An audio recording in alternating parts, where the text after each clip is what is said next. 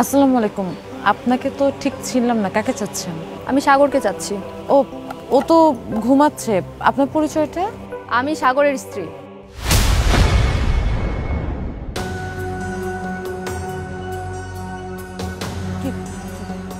কি বলতেছেন এগুলা? আপনি ওর স্ত্রী? তাহলে আমি কে? আমি সাগরের স্ত্রী? হ্যাঁ, এটা প্রমাণ করার জন্য আমি এখানে এসেছি।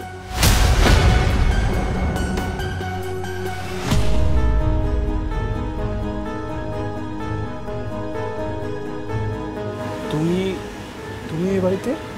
কেন অবাক হচ্ছ? এই মেয়েকে?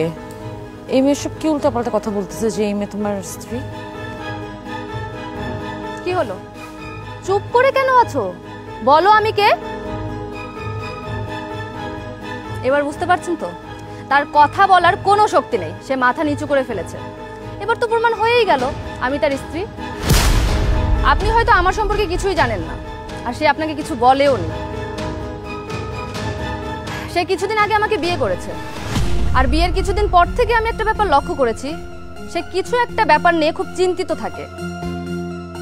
তখন আমিও ভাবতে থাকি যে সে কি ব্যাপার নিয়ে এত চিন্তিত থাকে। কাল রাতে হঠাৎ করেই সে নামাজ পড়তে গেল পাশের রুমে। মানে আগে পরে সে কখনো নামাজ পড়েনি, হঠাৎ করে সে কেন নামাজ পড়তে গেল এটা আমার একটা সন্দেহ হয়। তারপর আমি তার পিছু পিছু যাই।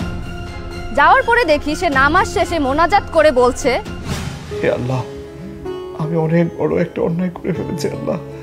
আমি জানি এই পাপের কোনো ক্ষমা নেই। হে আল্লাহ, আমি আমার বড় বউকে না জানিয়ে আরেকটা বিয়ে করে ফেলেছি আল্লাহ। এখন না পারছি ওকে বলতে, না পারছি যন্ত্রণা সহ্য করতে। আমি আমার মেয়েটাকে খুব খুব ভালোবাসি। এই মেয়েটা ছাড়া আমি এক মুহূর্ত ভাবতে পারি না। সে মেয়েটার সামনে আমি দাঁড়াতে পারি না আল্লাহ। আমি অনেক বড় অন্যায় করে ফেলছি আল্লাহ।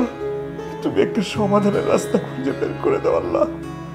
আমি যেন আমার স্ত্রী সন্তানের সামনে দাঁড়াতে পারি। তুমি একটা সঠিক রাস্তা আমাকে বের করে দাও আল্লাহ।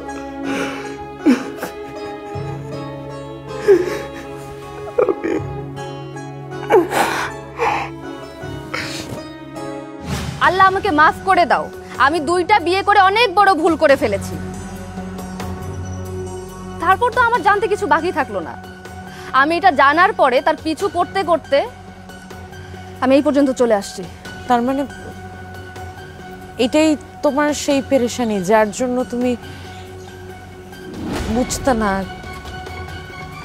কোনো কিছু তুমি জানতে না, এই তোমার ব্যস্ততা যার জন্য আমাকে না জানায় তোমার হুটহাট কাজ পড়ে যেত। মানে তুমি ঘরে একটা বউ রেখে আরেকটা মেয়েকে বিয়ে করে রাখছো, আরেকটা সংসার করতেছো শুধুমাত্র মাঝে মধ্যে ওই মেয়ের বাসায় যাওয়ার জন্য।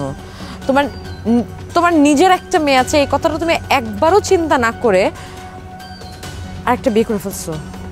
এই,